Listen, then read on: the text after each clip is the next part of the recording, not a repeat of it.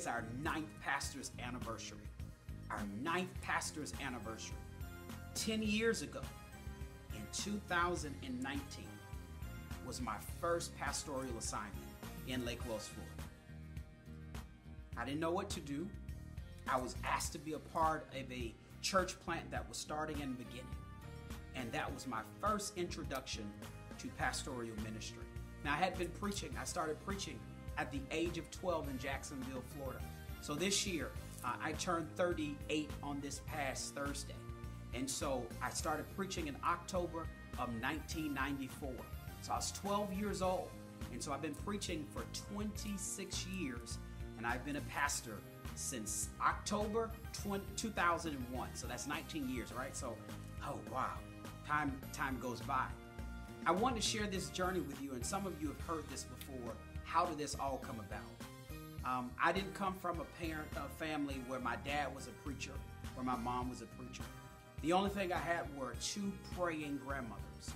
It was prophesied to my mother by Prophetess Carrie in Jacksonville, Florida, in the early 80s, that when my mother got pregnant, she was pregnant with a preacher and a prophet. Everybody knew in Jacksonville, whenever Miss Carrie told you something, she was spot on. She was right on the money. So my mom, she heard it.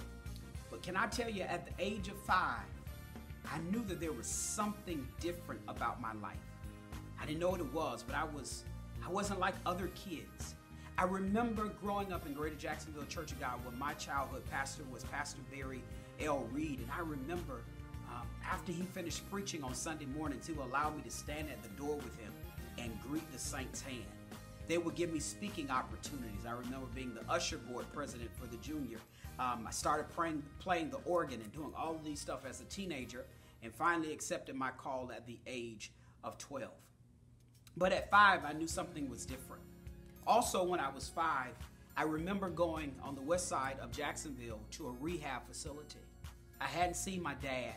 My parents had divorced by this time, maybe 2 years. And I went to go see my dad in this rehab facility. My dad used to do drugs and drink. He was an alcoholic and a drug user. And he had given up alcohol and drugs. So today, now he's been sober for 33 years or so. And I didn't understand what that meant, but I just knew at the age of 5, my dad was in rehab. At the age of 5, I felt different in my heart as a kid that I really heard the voice of God talking to me.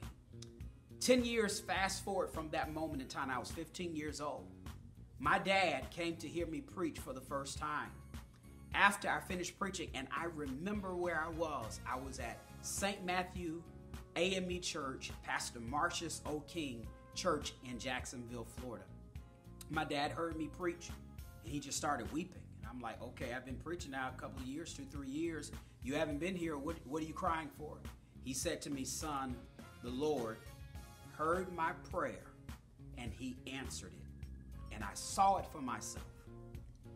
He said, son, 10 years ago, I said to the Lord, Lord, if you take the taste of alcohol and drugs from out of me, I'll commit and give my son back to you.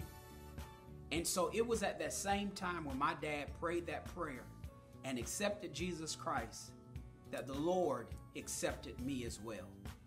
And here I am later, all of these years, and I'm grateful for that. So even as a preacher, I didn't have my dad there, didn't have my mom going to church with me like that. She did as much as she could. My mother got really sold out for the Lord in the latter years of her life, and I thank God for that. But it's been a journey, and I'm so grateful. The first time I flew on a plane, I was 14 years old by myself, going to preach in Fort Lauderdale, Florida at Community Church of God for Pastor Dr. Curtis James Eubanks, who recently went on to be with the Lord this year. I can remember those things. The first time I went outside of the country to preach, I preached a crusade in Lima, Peru. In 2001, I was only 18 years old, there for 2 weeks, speaking every night and helping to build villages during the daytime. The Lord has been great to me. I'm only 38, but I've traveled the world. I've preached in some of the largest sanctuaries and some of the smaller ones. But my prayer is, God, you will keep me humble. And so I'm grateful that the Lord placed in me to plant Connections Community Church. Now, you just heard the mission, the vision, and the goals. You say, man, those are some powerful goals. When did you guys develop those? Let me tell you this story. In 2007, in Orlando, Florida, I was sitting in a church planting conference with Florida Church of God Ministries and Gary McIntosh. Phenomenal conference. But it's like I was in a room, but I was zoned out at the same time. And the Lord started to do a data dump. And those of you know what that is, that's just an overload. You start thinking of all of these ideas. And I started writing down. Connections Community Church, the church that connects the community to Christ. I started writing down a mission, started writing down a vision, started writing down goals. At that time, I had all of this information in 2007. What you heard me read right here in 2020 was what God put in my spirit in 2007. I sat on it for 4 years. 4 years I sat on the vision that God had given me. By this time, I'm pastoring in Tampa, Florida. The Lord is blessing my life in ministry. And I thought when I left Lake Wales, I was not coming back here. I pastored in Lake Wales from 2001 to 2003. Got a call to be a full-time pastor in Tampa. My last year of college, went over to Tampa in 2004 and said, I'm done with this small town place. But God was telling me to go back. Like, I don't want to go back there. It took 4 years, and now here we are. And I just want to share this story with you on this ninth pastor's anniversary, that I want you to know why you are a part of Connections Community Church. We had our first service on December the 6th, 2011.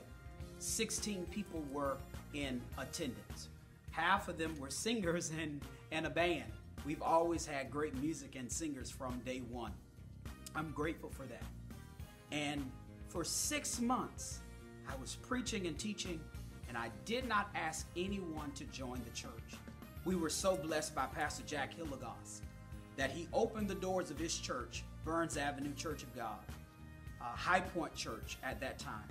And he allowed us to use their youth sanctuary for free so we can build up our coffers and so we can bless the kingdom of God. The first person that joined our church 6 months after me preaching and teaching, now people are coming, was a lady by the name of Sister Lucy Milligan. She's no longer a part of the ministry, but I remember her. I believe she was 71, 72 at the time. And I'm like, oh my goodness, this lady is going to come and follow someone that is 29 years old. And she said, it was your vision and your mission that I believe that you and this church will do something great in Lake Wales, Florida. She joined our church, became our administrator, and did so many other things until the Lord transitioned her to another ministry. After that, we started growing and growing and growing. 2013, we got a property in the Save-A-Lot Plaza in Lake Wales, Florida. We knocked down walls, we painted walls, and we had our first service on the first Sunday of April in 2013. Nearly a year and a half after just having Tuesday night Bible studies, we had our first Sunday morning service. And I think maybe 75 people were in attendance. We started growing, and we started growing.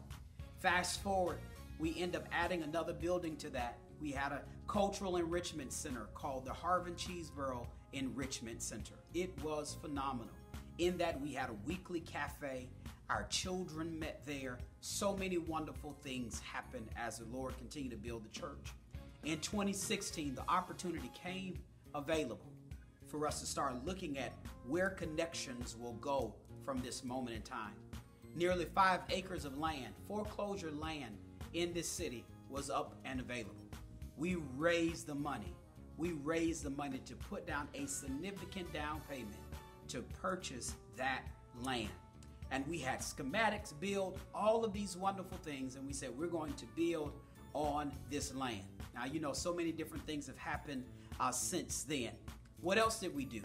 We were blessed by the late Mr. David Smith. The building that we're in, it's much smaller than the building that we were in. But he says, I believe in your ministry so much. Stop paying that money. Save your money. Come and get our building. maybe 70 chairs in here, much smaller than where we were. Have 2 services if you need to. You don't owe me anything. Save your money. We downsized. We got the land, and we're here now.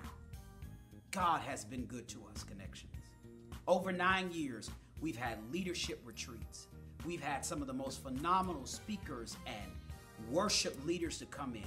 We've been blessed to do so much. Each week, we give out food.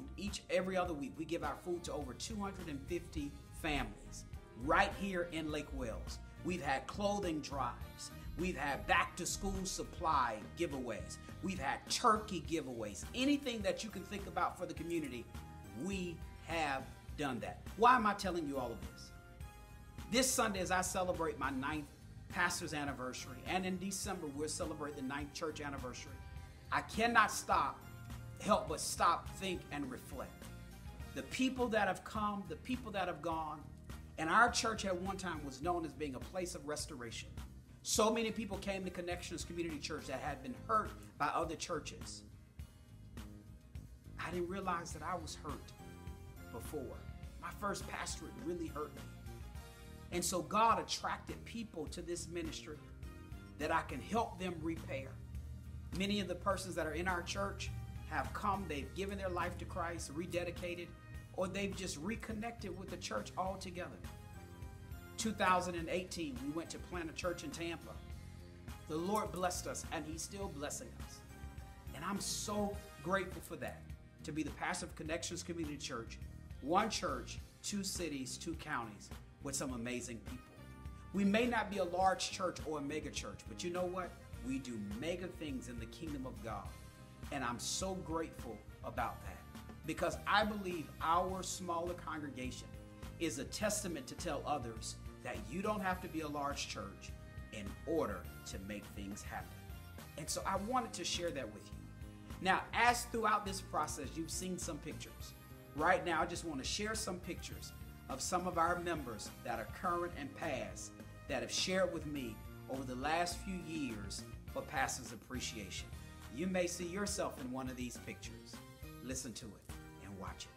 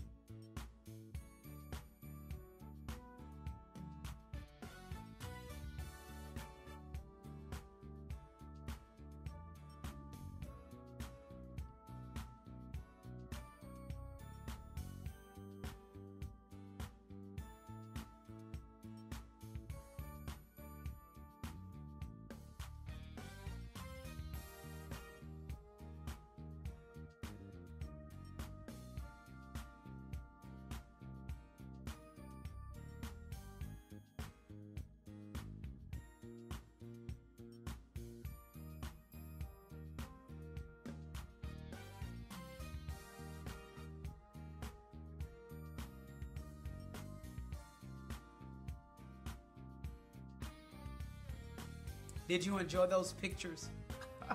It brings back so many memories. 3 buildings that we've been in 9 years. While in Tampa, several buildings that we've been in over the last 2 years.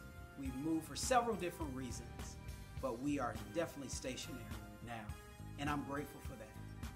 What is the takeaway from all of this? Well, we're believing and we're trusting God.